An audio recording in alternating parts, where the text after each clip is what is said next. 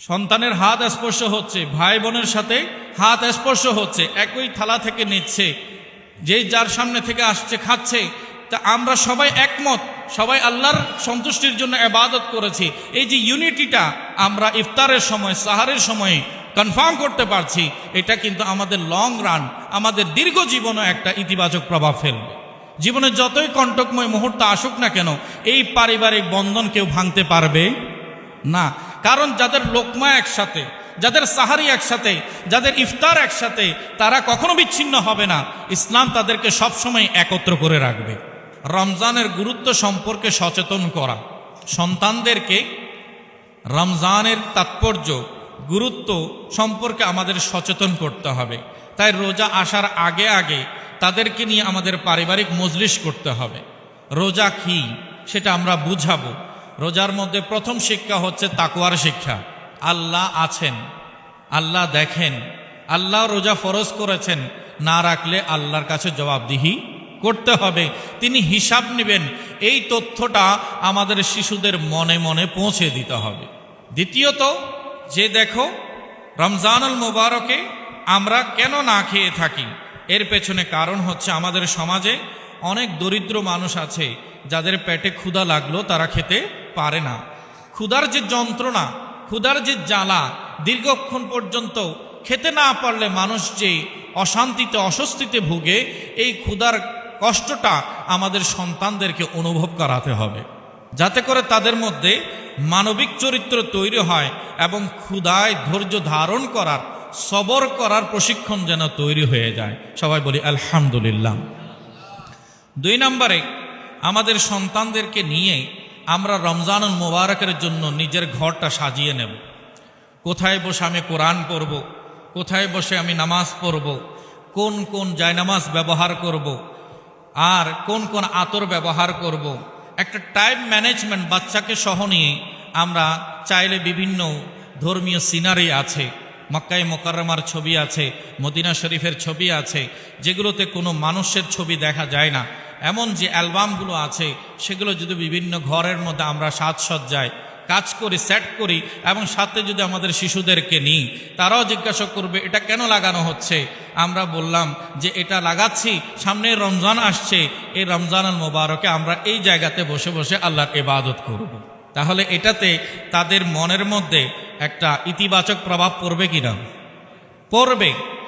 আমরা যদি বিভিন্ন রকমের কাগজ, বিশেষ করে চাঁদ তারা খচিত কাগজ আছে, জায়নামাজ আছে, আমাদের ঘরের মধ্যে নির্দিষ্ট জায়গাকে যদি ইবাদতের জন্য আমরা নির্দিষ্ট করে নিই, এবং সেটাকে যদি উন্নত মানের গালিচা দিয়ে বা কিংবা আমাদের কাছে যা আছে তা দিয়ে একটু সাজসজ্জা করে নিই, এটার যদি বাচ্চাদেরকে অংশগ্রহণ করায়, তাহলে তারা জজবা পাবে যে রমজানুল মুবারক একমাত্র কাকে রাজি করার জন্য?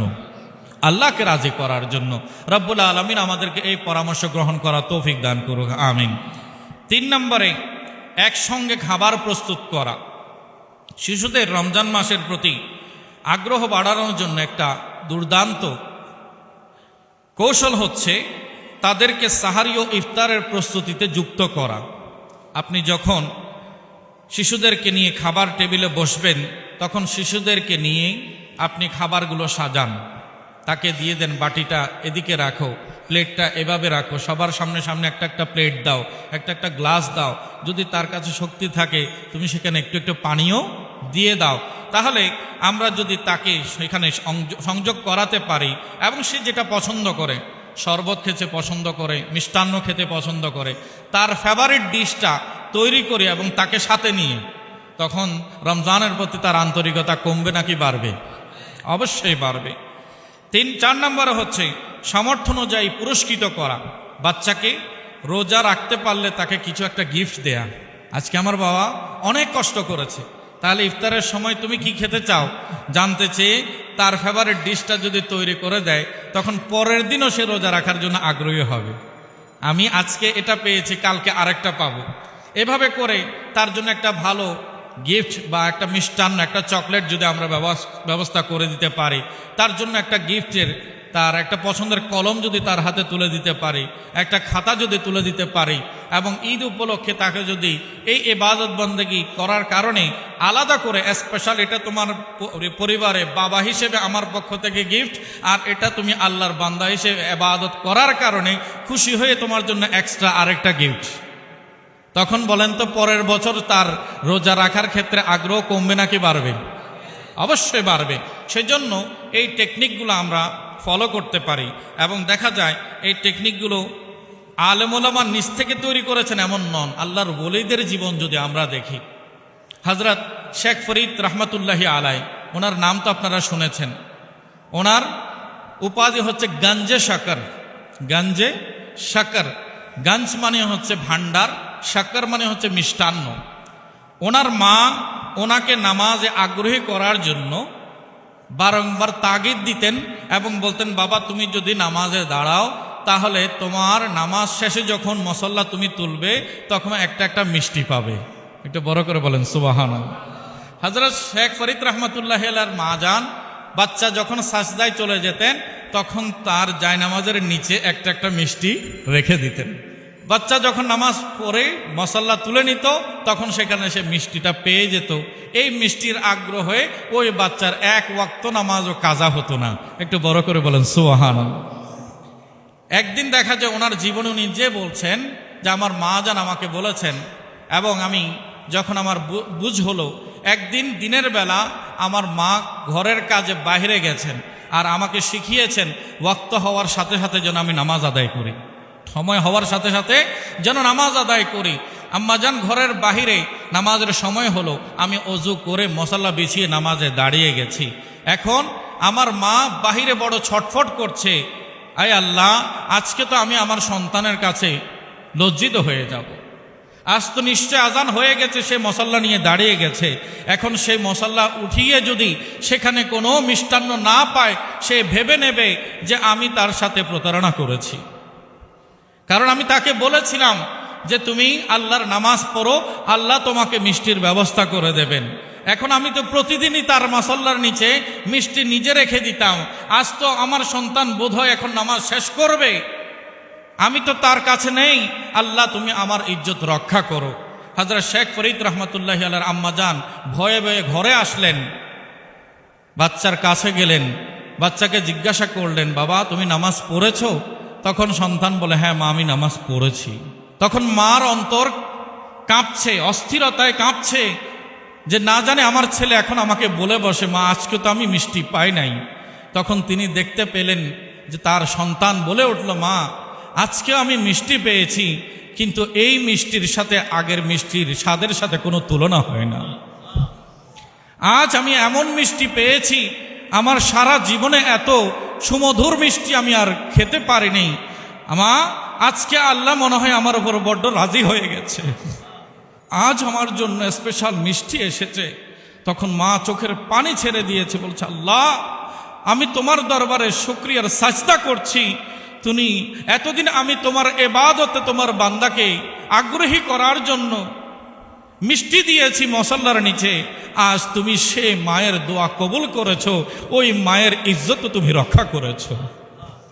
দেখুন হযরত শেখ ফরিদউদ্দিন মাসউদ গঞ্জে শাকরের মা যদি নিজের সন্তানের জন্য মিষ্টি দিয়ে দিতে পারেন, আমরা কি আমাদের সন্তানদেরকে ইবাদতে আগ্রহী করার জন্য তাদের জন্য এরূপ চকলেট বা বিভিন্ন মিষ্টান্নের ব্যবস্থা রাখতে পারি না? আল্লাহ তাআলা আমাদের সবাইকে তৌফিক দান করুক, আমিন। তাদেরকে আমরা উৎসাহিত করব এবং তাদেরকে বিভিন্ন সময় আমরা পুরস্কারে পুরস্কৃত করব। এতে করে আমাদের সন্তানের রমজান মোবারকের ইবাদতের প্রতি আরও বেশি আন্তরিক হয়ে উঠবে। বিশেষ করে সন্তানদের মধ্যে প্রতিযোগিতা করা, ভালো কাজের প্রতিযোগিতা করার জন্য স্বয়ং আল্লাহ নিজে কোরআনে নির্দেশ দিয়েছেন।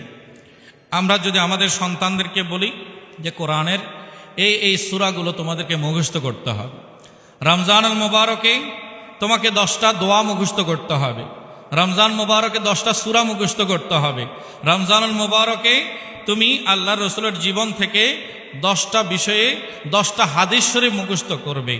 এভাবে করে যদি আমরা তাদেরকে প্রতিযোগিতা ইভেন্ট আকারে যদি ভাগ করে দেই যে তুমি 10টা হাদিসের হাফেজ হবে, 10টা সূরার হাফেজ হবে, 10টা দোয়ার হাফেজ হবে, 30 দিনে তুমি 30টা বিষয়ে পারদর্শী হয়ে উঠবে, এটার কারণে তোমার জন্য স্পেশাল অ্যাওয়ার্ড থাকবে। আমার বাচ্চাদের মধ্যে যে আগে দিতে পারবে তার জন্য আগে পুরস্কার থাকবে। এই যে বাচ্চাদের মধ্যে আমরা একটা কম্পিটিশন প্রতিযোগিতা তৈরি করে দেব, এর দ্বারা রমজান কিভাবে কাটাতে হয় তারা একটা প্র্যাকটিক্যাল বাস্তবিক প্রশিক্ষণ লাভ করবে। একটু বড় করে বলুন সুবহানাল্লাহ। 6 নম্বরে রমজান ভিত্তিক কার্যক্রম। আমরা রমজানের একটা ক্যালেন্ডার তৈরি করতে পারি।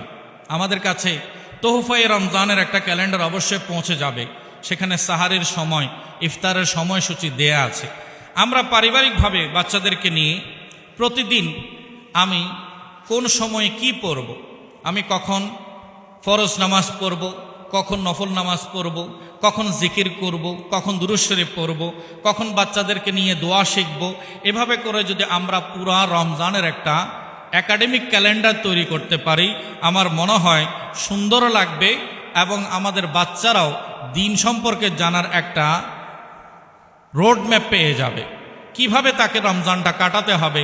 এবং সেখানে আমরা যদি কিছু নবী রসুলের গল্প নিয়ে আসি, ওলি আল্লাহর জীবনের শিক্ষণীয় গল্প যদি বাচ্চাদেরকে বসিয়ে বসিয়ে শেখাতে পারি, তাহলে তাদের নৈতিকতার মধ্যে একটা ইতিবাচক প্রভাব পড়বে ইনশাআল্লাহ তাবারক ওয়া তাআলা। এরকম আমরা মাহে রমজান ভিত্তিক কিছু কর্মসূচি কার্যক্রম পরিবারে যদি গঠন করতে পারি, তাহলে দেখা যাবে আমাদের সন্তানরা নামাজের সাথেও থাকবে, কোরআনের সাথেও থাকবে, নবীর সাথেও থাকবে, ওলি আল্লাহর সাথেও থাকবে, এবং পরিবারের সবার সাথে কিভাবে আদব আখলাকে চরিত্র মাধুর্যে তাকে মিশতে হয় সেটার একটা বাস্তব নমুনা লাভ করতে পারবে। সবাই বড় করে বলি সুবহানাল্লাহ। এরপরে 7 নম্বর হচ্ছে রমজানের মূল্যবোধ শিক্ষা দেয়া।